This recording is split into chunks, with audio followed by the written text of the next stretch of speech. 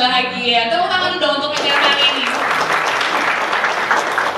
Ini sebenarnya buat saya ini menjadi suatu kesempatan yang sangat luar biasa karena saya diundang dan dipilih dihadiri di sini menjadi narasumber di mana saya menyampaikan mungkin sharing session ya, lebih sharing session mengenai saya menjadi seorang Keto Warrior dan sebelum itu mungkin kita perkenalan dulu kali ya, mungkin beberapa udah kenal dengan saya, mungkin yang belum semuanya perkenalkan.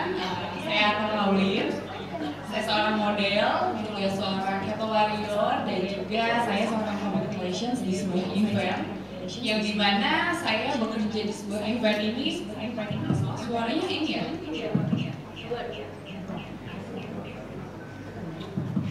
Sebentar, mungkin boleh Check mic. Kita sih suka ngerjain orang, jadi kerjain kamu. Aduh. Oke, kita lanjut perkenalan diri saya. Kenapa sih saya kok mau menjalani sebuah ketofastosis di usia saya yang paling muda ini, gitu kan? Pertama, saya adalah seorang model, dimana di dunia model ini tentu yang dilihat itu adalah penampilan fisik, ya kan? Kedua, saya adalah seorang public relations, dimana saya bekerja di sebuah event yang benar-benar nguras tenaga, nguras pikiran, aduh. Jadi kebetulan bentuknya saya bertemu dengan KF ini, timbullah saya menjadi seorang Keto Warrior. Kita ke slide selanjutnya. Oke, saya mau ngapain di sini kira-kira mau bahas apa sih gitu. So we are here today to sharing ways to share good tips for our new young generation. Gimana sih caranya? Saya mau ngebagiin tentang apa sih? Mungkin boleh di slide selanjutnya. Ya, ternyata body goals itu tidak hanya tentang tubuh yang langsing, tapi juga sehat dan ideal adalah body goals yang sesungguhnya. Dan di kapasitas inilah yang akan kita dapatkan tubuh langsing, sehat dan juga ideal. Hanya ada di ketofastosis. Oke, next. Ya, ini adalah awal perjalanan mengapa saya memilih ketofastosis lifestyle. Pagi ini saya diberikan kesempatan yang sangat luar biasa untuk memaparkan perjalanan saya menjadi seorang ketofastosis ya, menjalankan pola hidup sebagai KFLS. Mungkin kalau dilihat, ini saya sengaja memaparkan foto saya, di mana foto ini diambil pada saya sebelum KF. Kelihatannya kurus ya, ngapain KF? Ya kan, ngapain keto gitu. Apalagi saya mau pilih KF di usia yang sangat muda sekali gitu, 22 tahun. Dimana generasi sekarang, seumuran sebaya saya itu, apa ya, mereka menolak gitu, kebanyakan ya, beberapa gitu. Kayak, ngapain sih? Gitu loh. Ngapain keto? Makan aja sepuasnya, tanpa batasan gitu kan. Apalagi mungkin beberapa yang seperti saya, kurus, ngapain keto? Udah kurus kok gitu. Gue makan banyak, tetap aja kok gak ngerasa sakit atau kayak gak ngerasa gemuk gitu. So far masih oke kok gitu ya. Tapi saya memilih ketofastosis menjadi pedoman di hidup saya di usia muda. Dari saya usia 22 tahun sampai sekarang saya sudah usia 2 tahun lagi saya menginjakkan kaki di usia 30, luar biasa ya. Berarti udah lama nih, udah cukup lumayan lama dari usia 22 tahun sampai saya sekarang usia 28 tahun. Berarti udah sekitar 5 sampai 6 tahun saya ber-KFLS. Dan saya juga bukan seorang penderita obesitas. Kenapa saya mau melakukan KF gitu kan? Saya juga takjub gitu sama diri saya. Sehingga kenapa saya takjub? Karena saya bisa meninggalkan meninggalkan lingkungan yang masih menjadi konsumsi karbo gitu kan. Oke, boleh next. Oke, saya kan sudah menjalani dan memilih hidup menjadi seorang KFLS. nggak mudah. Jujur, buat saya itu hal yang sangat susah. Dibutuhkan sosok perjuangan gitu, menjalani ketofastosis apalagi di usia saya yang masih muda, di generasi saya yang sekarang banyak banget diperkenalkan makanan yang tinggi karbo, ya. Seiring perubahan zaman yang semakin canggih, banyak diperkenalkan berbagai variasi makanan tinggi karbohidrat, ya, seperti kayak gula, fruktosa yang terdapat dari karbohidrat, permen, ciki, kue-kue manis, dan segala makanan karbo yang sekarang lagi diboomingkan. Banyak kan sekarang.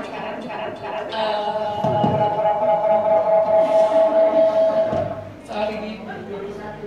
Halo, boleh minta tolong ganti lagi kali ya? Ini aku izin ganti lagi ya.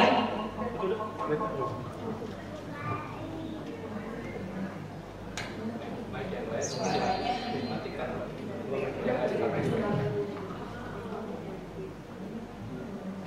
Coba tes lagi Kak. Halo, tes 1, 2, 3. Masih mati. Halo, nggak oke. Oke, kita lanjut lagi.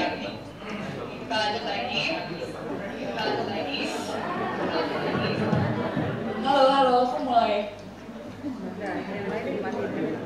Cuma satu aja kita nyalain coba. Kenapa? Ya. Oke. Halo, tes. Tapi kayaknya oke ya? Oke nggak sih? Oke. Nah, ini tuh beneran buat saya tuh susah banget, perjuangan banget buat saya. Gimana generasi muda seperti saya. Ini kelihatannya generasi di atas saya semua nih. Tapi saya sangat senang sekali ya, antusias para hadirin pada kesempatan hari ini tidak mengalahkan generasi muda gitu semangatnya. Luar biasa. Oke, jadi saya ini bener-bener buat saya yang sebagai keto ini, aduh susah banget ya ternyata buat meninggalkan generasi yang mencintai karbo. Karena manusia zaman sekarang itu udah kenal karbo gitu, udah kenal enaknya karbo gitu kan. Sekarang kita kalau misalkan saya pengalaman pribadi saya masuk ke Indomaret gitu ya, atau minimarket, supermarket lainnya gitu. Saya udah bingung mau beli apa ya, mau beli makanan apa ya gitu. Udah bingung gitu karena hampir semua rak gitu, semua row itu semua isinya makanan tinggi karbo gitu. Bingung gitu kan. Tapi saya tetap memilih ketofastosis menjadi kehidupan hidup saya. Kenapa sih? Alasannya kenapa? Coba kita boleh slide selanjutnya. Nah, ini dulu saya pikir saya ini kurus, makan apa aja gak masalah kok, gitu kan? Kayaknya karena saya dari remaja, umur belasan remaja, itu saya bener-bener kayak membanggakan diri gitu. Bener-bener selama saya menjadi karbo eater 2014 sampai 2016, di bawah 2014 juga saya belum kenal KF, jadi kayak makan masih sembarangan gitu kan. Saya sangat menjadi overeating gitu. Apalagi saya punya pola mindset gak gampang gemuk gitu. Tapi setelah melihat perbedaan gitu kan, ngerasain gitu, oh iya juga ya, kayaknya ada sesuatu yang gak beres nih, ada sesuatu yang salah gitu, apa ya gitu kan. Akhirnya I do my own research, saya mencari tahu, saya mempelajari. Mungkin boleh di next selanjutnya. Pola makan yang salah, terlalu banyak karbohidrat ya, ditambah snacking all the time, menyebabkan makan berlebih sehingga terjadi resistensi insulin yang kemudian membuat orang menjadi kegemukan, sehingga selama berapa pakai kesehatan mental, kok bisa sih? Kok bisa gitu? Makan, ya kan? Dari makan, kok bisa sampai ke kesehatan mental gitu? Kok bisa sih gitu kan? Saya melakukan research gitu kan terhadap ketofastosis ini karena yang menjadi dorongan saya kenal KFLS juga adalah dari orang tua saya. Mana ya yang merasa ibu saya? Mana boleh tunjuk tangan? Ya itu dia. Terima kasih my mom. Berkat ibu saya bisa hadir di tengah-tengah sini memaparkan kabar baik, berita yang sangat amat luar biasa awal dari ibu saya. Jadi kenapa? Karena awalnya itu adalah ibu saya mantan obesitas ya mom ya. Mantan obesitas yang dimana ibu saya awalnya perjalanannya itu mencari tahu tentang keto dan menerapkan keto di rumah. Waktu itu di rumah yang masih menjalankan pola hidup keto itu baru ibu saya seorang di rumah, dimana yang lainnya tuh masih makan nasi, saya juga masih makan nasi. Tapi yang namanya anak ya, yang namanya anak itu kan orang tua itu cerminan ya buat anaknya. Jadi si ibu ngelakuin apa, itu ditiru tuh sama ibunya, sama anaknya, diikutin. Nah pada saat itu saya tanya dong, ya kan sama ibu saya, mami gitu kan, nggak makan nasi gitu, kok nggak makan nasi? Akhirnya jadi tahu lah, karena saya didoktrin tuh abis-abisan, diajarin terus kan, iya nasi tuh jahat, nasi tuh gula tuh jahat, gini, dikorelasiin lagi sama profesi saya yang model masa gemuk, masa gini gitu kan.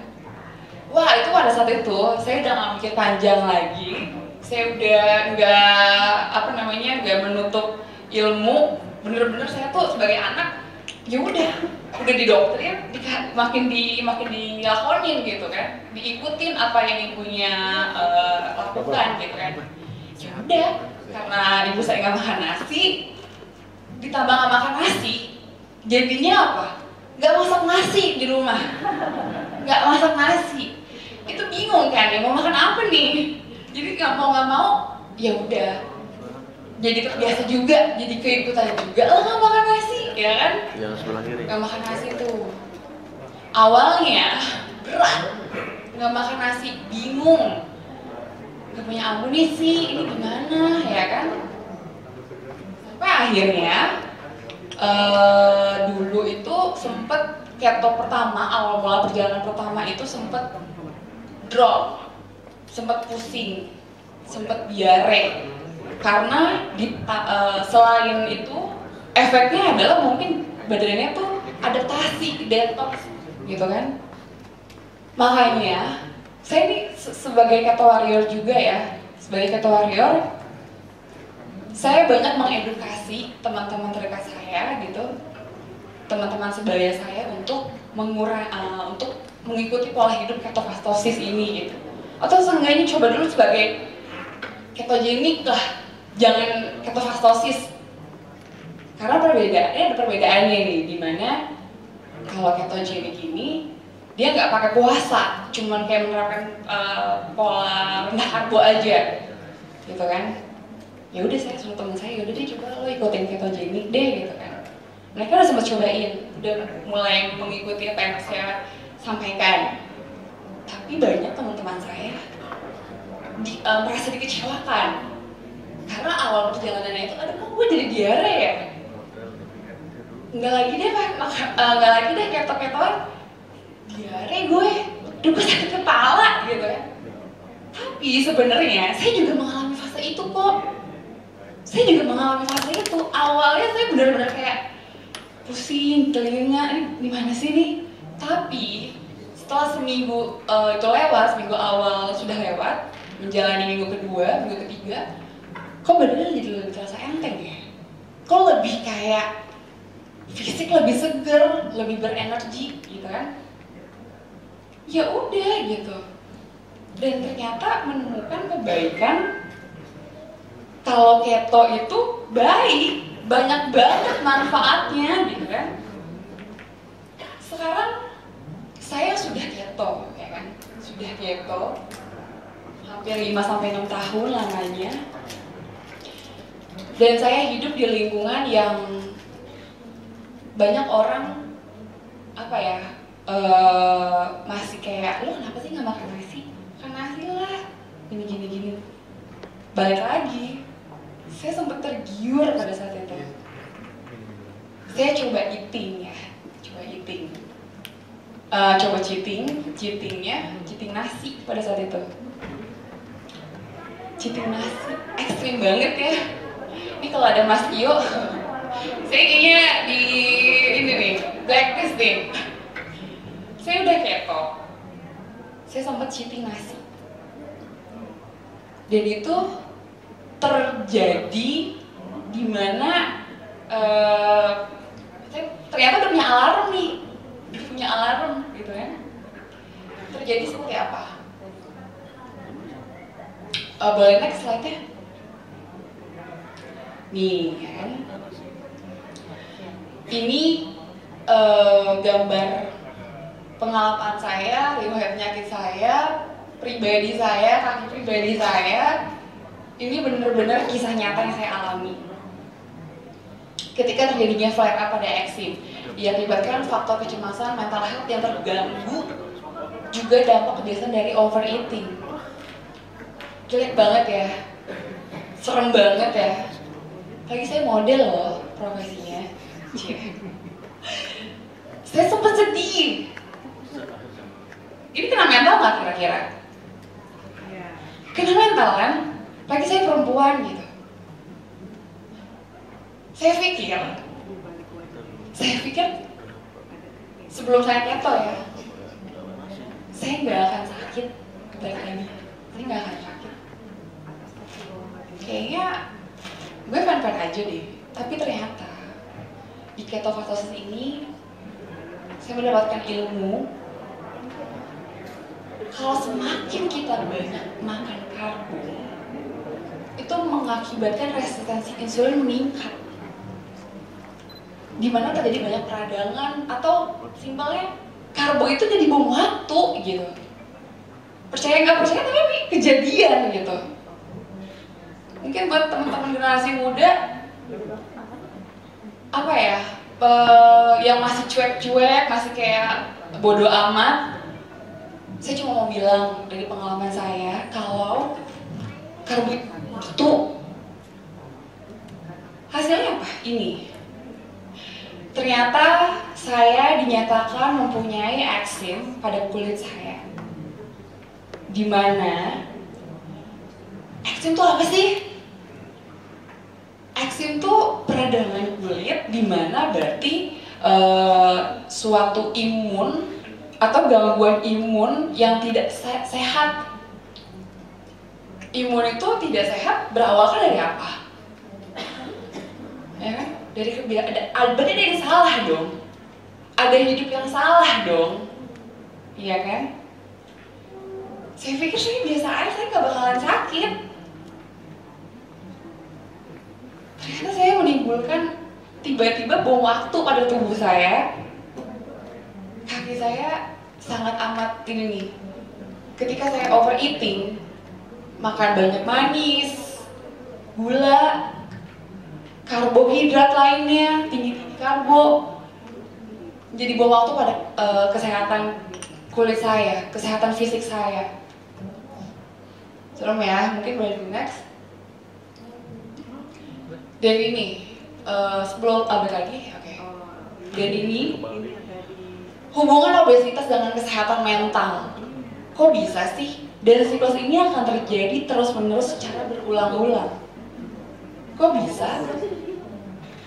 Ya, simpelnya kayak saya tadi, gitu kan. Awalnya ini terjadi karena pola hidup ya, pola makan. Dimana pola hidup yang ya udah. Kalau dari sini nih kebanyakan berarti contohnya banyak generasi anak muda ya, generasi sekarang Kalau pendapat saya ya, generasi muda ini nih banyak banget yang terlalu memfokuskan mencari uang. Kerja. Setelah kerja mendapatkan uang, ya udah uangnya dialokasikan buat hal-hal yang instan gitu. Ya kan? Ketika stres kerja, ya kan? Stres kerja maunya apa? Maunya pesen makan.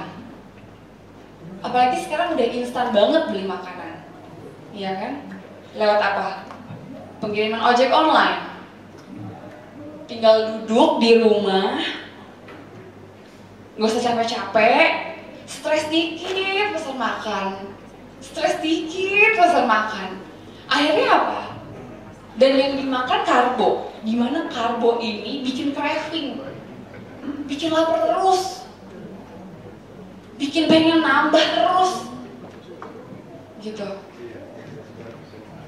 Setelah udah jadi overeating, ya kan?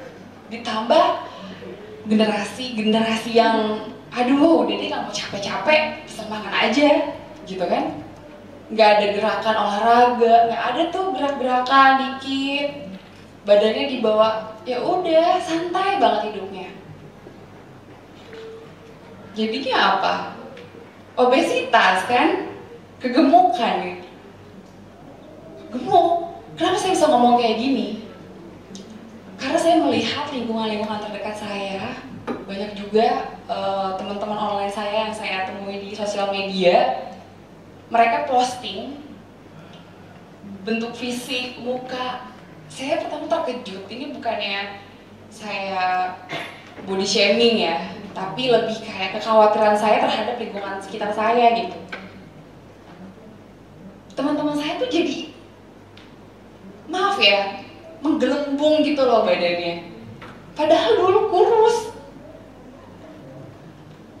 Itu apa? Kalau bukan budaya overeating. Ya kan? Jadi obesitas lah, atau nimbul penyakit lah apa. Kalau udah kegemukan, stres. Kena mental health, ya kan? Ya udah, muter-muter aja siklusnya, ya kan? Dari stres, puyeng. Ini puyeng bisa jadi segi apapun ya, segi keluarga kah, tekanan dari segi hubungan, relationship, segi dari puyeng karena kerjaan, segala kekhawatiran ujung-ujungnya apa? Overeating. Karena mereka menganggap yang bikin mereka bahagia, yang bikin mereka relax, itu cuma makan. Tapi makannya tanpa batasan gitu. Dan yang dimakan tuh gula, karbo, udah. Gitu. Karena emang mungkin susah kali ya hidup di dunia zaman sekarang. Semua karbo. Saya tuh juga bingung makan apa. Semuanya karbo, ya, tuh. Ini banyak terjadi dialami oleh generasi muda, karena maunya yang instan, gitu kan? Kalau udah stres, ke dokter, ya kan? Aduh, ya udahlah, punya duit dokter aja, tinggal minum obat, gitu kan? Tapi tahu nggak sih, obat itu juga bikin rasa lapar. Obat itu bikin rasa lapar, pengen jadi makan terus. Apalagi maaf ya, dokter juga. Kalau kita konsul ke dokter bilangnya apa? Makan aja. Kalau stres makan aja. Coklat, ya kan? Makan aja tuh cemilan, ciki, makan aja. Roti, gitu kan? Yang terjadi apa? Balik lagi ke fisiknya kan? Ya jadi siklus sih muter-muter aja gitu. Coba next. Maaf kelewatan ya. Nah, ini di slide yang ini saya mau mengawarkan dua foto berbeda dengan yang sebelah kiri itu foto sebelum KF, yang kanan ini sesudah KF. Nah, sebelum ketika alarm stres melanda, nih mudah sekali terjadi peradangan pada diri saya. Yang saya kira saya sehat aja, nggak bakal kenapa-kenapa, gitu. Badannya kurus kok, saya bukan penyandang obesitas, ya kan? Tapi ternyata saya begitu tuh. Sebelum KF, apa aja masuk, makan nasi. Kenapa bisa kayak gini? Overeating. Ya kan, resistensi insulinnya meningkat gitu. Makannya bebas aja, apa aja gitu kan. Jadi kayak gini loh. Ya kan? Bener-bener apa ya?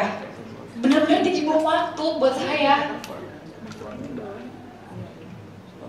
Nah ini sesudah KF, luka bakar menjadi sangat mudah dalam masa penyembuhan. Kok bisa? Kalau boleh saya kasih unjuk ya, ini saya punya luka bakar, ini baru banget di tangan, baru banget. Mungkin kalau saya masih memakan tinggi karbohidrat, gula, mungkin penyembuhannya nggak secepat ini. Mungkin ini masih basah, masih, nggak ngerti deh. Jadi koreng yang gatel lagi gitu-gitu aja. Tapi ya puji syukurnya luka ini menjadi cepat pudar dan cepat kering gitu. Ya karena kebaikan yang saya dapetin di KF ini luar biasa gitu. Setelah saya udah KF, bener-bener menghindari gula, menghindari tinggi karbo. Nggak pernah nih jadi kayak gitu tuh, kayak sebelah kiri. Ini bener-bener saya juga kaget gitu kan, kenapa ya? Ya itu. Oke, ini selanjutnya. Jadi bukan hanya pola makan yang diubah, tapi juga pola tidur, pola hidup yang diubah, ya kan? Menerapkan ketosis lifestyle dengan 5 pilar. Apa aja sih? Gitu kan? Good sleeping, good fasting, good moving, good eating, and good feeling. Jadi bukan cuman mengubah pola makan, tapi juga harus diseimbangkan dengan ini. Coba dulu, saya sebelum keto, sebelum KFLS, makan gak ada batasannya, ya kan? Hidupnya nggak tahu waktu, nggak tahu tuh kapan harus istirahat, nggak pernah olahraga juga, gitu. Karena saya mikirnya saya sehat, badan saya tuh everything fine gitu. Tapi di ketosis ini mengajarkan saya banyak ilmu, banyak hal bagi kesehatan. Karena badan kita itu investasi di masa tua. Teman-teman saya bilang, ngapain sih itu? Sebenarnya lagi. Karena saya mau panjang umur, saya mau sehat. Ya, amin. Saya udah pernah coba buat cheating, ya kan? Jadinya apa? Membahayakan diri saya. Mungkin orang banyak yang bilang gitu, emang keto baik ya? Karena kan kalau manusia punya ketidakadaan karbo di dalam dirinya, itu kan otak gak bisa bekerja, ya kan? Tapi mohon maaf, pernyataan itu tidak saya alami. Bahkan saya jauh lebih kuat kok, lebih sehat. Berarti gimana? Malah ketika saya cheating, itu malah jadi kayak slide yang sebelumnya gitu.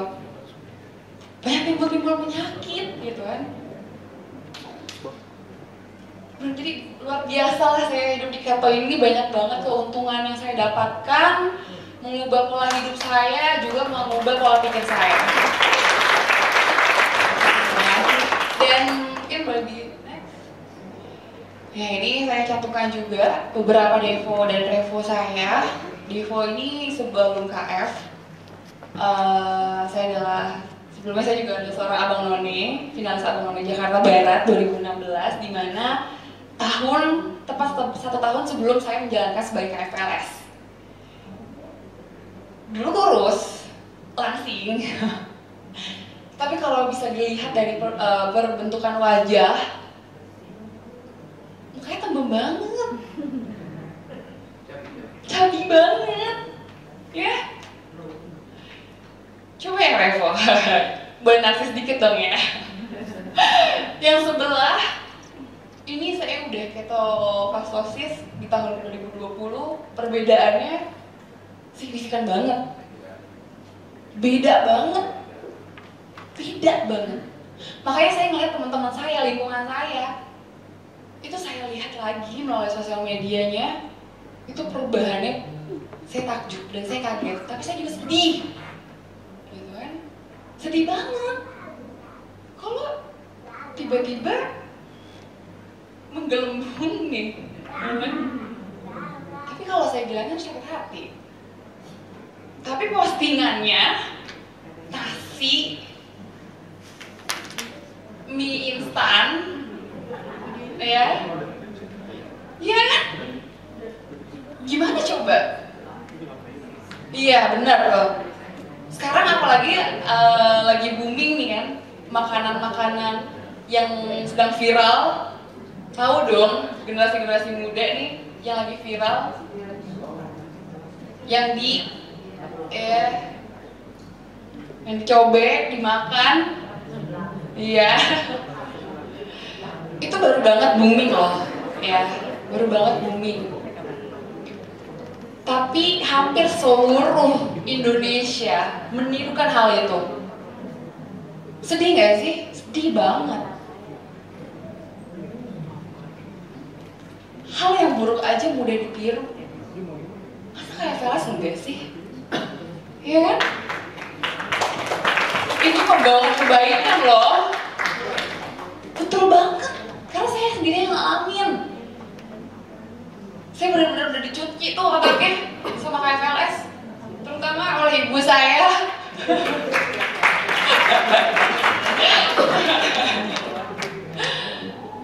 Jadi, dan saya sangat beruntung gitu, saya bertemu dengan KFLS di usia saya yang muda. Kenapa? Karena saya punya nenek dari ibu saya. Nenek saya itu meninggal di usia muda, sehingga saya tidak sempat bertemu dengan beliau. Nenek saya mempunyai tumor, ya Mam ya, tumor kanker. Kalau aja dulu ketofastosis Indonesia ini sudah hadir di generasi nenek saya, mungkin saya bisa ketemu sama kerinduan saya ingin mempunyai sosok nenek gitu. Tapi ternyata ya udah gitu kan. Saya tahu hal ini, kenapa nggak saya coba aja gitu. Saya mau memutuskan rantai. Rantai apa?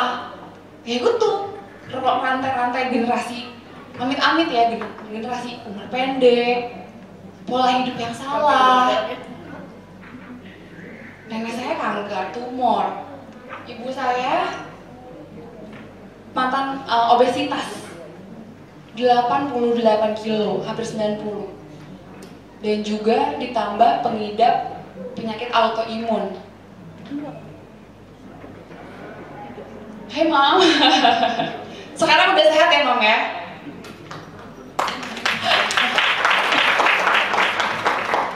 Jadi selain saya didoktrin dan selain saya mengikuti cerminan dari ibu saya seneng ada KFLS dan saya sangat bangga ibu saya mempunyai kemauan dari dasar dirinya sendiri untuk mengetahui ketofastosis lifestyle. Karena mengurangi beban sedih saya. Maksudnya apa? Maksudnya mengurangi beban kesedihan saya. Saya tahu ibu saya mengidap autoimun, obesitas pula. Kalau pola makannya masih pola makan yang dulu kenapa ibu saya obesitas? Itu juga dasar karbo, tinggi karbo. Dulu ibu saya pencinta teh botol ya, setiap hari ya. Teh botol manis tuh ya, manis banget, setiap hari. Akhirnya menggelembung. Tapi saya bangga ibu saya berhasil mendapatkan ilmu yang juga diterapkan setia sampai saat ini dari 2017 sampai 2023. Luar biasa. Jadi mengurangi beban kesedihan saya. Selanjutnya, setelah saya ketofastosis selama hampir 6 tahun, ini perubahan saya setelah menjadi seorang keto warrior. Menjadi lebih bahagia, bisa manajemen stres, self control, kulit jauh lebih sehat, wajah yang semakin memuda, badan lebih terasa enteng. Jujur ini bener banget. Tidur juga sangat nyenyak dan sangat berenergi. Yang di bawah saya punya eksim, head nyeri berlebih, itu semuanya udah nggak kambuh lagi berkat keto. Karena coba penyakit eksim, head nyeri berlebih, itu semua faktornya dari apa? Pikiran, stres. Kalau saya dulu belum tahu ketofastosis lifestyle, banyak banget mungkin penyakit yang saya rasakan, saya pikul tuh. Beban penyakit saya mungkin banyak. Dari kesehatan fisik, mental, dari mental pikiran, mah kamu, asam lambung kamu, jelek banget gitu.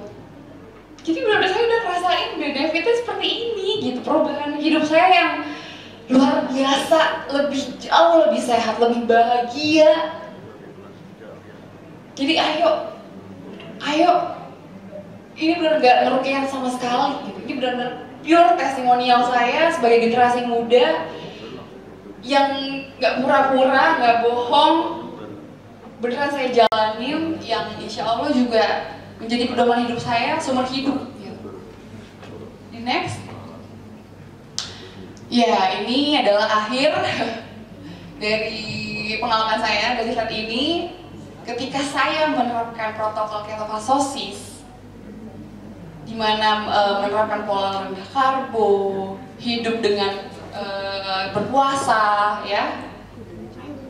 Kehidupan saya setelah menjadi keto warrior, tubuh sehat, karir melesat, sesuai judulnya. Harus dilakukan. Lanjutkan kebiasaan yang baik untuk tidak makan gula. Kedua, tetaplah menjadi low carbs, bukan lagi tinggi karbohidrat. Karena banyak yang udah gitu. Ketika udah mencapai tujuannya, udah stabil, balik lagi ke karbo. Jangan. Karena saya ngalamin. Ketika saya udah keto, saya makan cheating, itu langsung deh peradangan kambuh, ya kan, pipi jadi lebih perubahannya tuh lebih signifikan, jadi lebih gemuk dibandingkan sebelum saya keto. Jadi tetaplah menjadi low carbs, bukan lagi tinggi karbohidrat. Poin yang ketiga yang harus dilakukan, cukupi tinggi lemak protein serta olahraga rutin dan menerapkan keseimbangan 5 pilar yang tadi. Apa aja coba 5 pilar?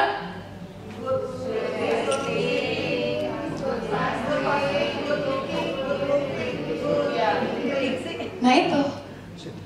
Jadi bukan pola makan aja yang diubah, tapi juga pola hidup yang harus terapkan secara seimbang. Karena dengan ini mendapatkan tubuh yang sehat juga ideal. Oke, boleh next lagi selanjutnya. Ada lagi nggak sih? Dan ini beberapa untuk generasi muda mungkin yang nonton di online, semangat dalam mengurangi bahkan menghindari asupan tinggi gula dan karbo, utamakan real food. support system, ikut komunitas, cari teman yang bisa menjadi teman berbagi, dan juga teman sepenanggungan. Ini kenapa saya cantumin? Karena jujur, buat menjadi seorang keto warrior itu susah, sulit. Kalau nggak ada temennya itu bakal kehilangan arah. Saya itu rasain banget gitu. Dan untungnya saya nggak perlu jauh-jauh. Ibu saya adalah seorang dokter pribadi saya yang memberikan pedoman-pedoman tentang ilmu baru di ketoastosis, sehingga saya bisa berjalan seiringan menjadi keto warrior bersama ibu saya. Dan satu, balik lagi, karena keto is a lifestyle, not temporary diet. KF adalah pola hidup yang dijalankan seumur hidup. Yes, it's true. Di keto ini bukan tentang diet, tapi ketofasos ini adalah pola hidup, di mana pola hidup yang menerapkan mengurangi low carbs dan berpuasa. Di mana berpuasa ini bagus loh efeknya, bagus loh dampaknya, memperbaiki sel-sel, memperbaiki metabolisme yang lebih sehat. Kita mah nggak konsumsi gula, hebat banget. Jadi kenapa susah perjuangan sebagai keto warrior? That's why we call it warrior. Boleh next? Pesan saya sama transformasi untuk para keto warrior, siap menuju generasi muda yang sukses, sehat dan juga ideal. Boleh next lagi? Tubuh sehat, karir melesat. Salam warrior, saya Arta. Saya juga punya tagline, share to inspire, sehat bebas gula dan enak tanpa rasa bersalah. Terima kasih. Di Bidang Raganet, kami selalu percaya bahwa setiap orang pasti bisa memiliki tubuh yang ideal dan sehat. Dengan subscribe, like, dan share video ini, Anda turut membantu membangun Indonesia sehat dan kuat. Salam jelas fitness, saya JP.